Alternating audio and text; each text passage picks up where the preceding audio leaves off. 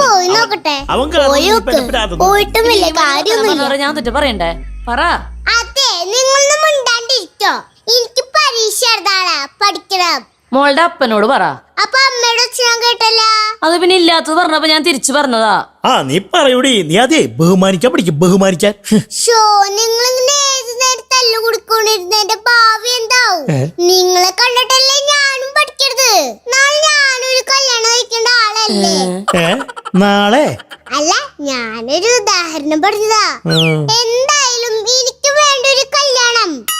ഇതേപോലെ ഞാനും എന്റെ കെട്ടിയവനോട് തല്ലൂടുക, എന്റെ ഭാവി എന്താവും? അതുകൊണ്ട് ദയവേത് ഞങ്ങളുടെ മുമ്പിൽ നിന്ന് തല്ലുകൂടില്ലേ. ഇനി നിങ്ങൾക്ക് തല്ലുകൂടെന്ന് അത്ര നിർബന്ധാണെങ്കിൽ ആ പറമ്പിന്റെ അത്തറ്റം കാണാൻ പോയി തല്ലൂട്. അപ്പാരും കേൾക്കില്ല.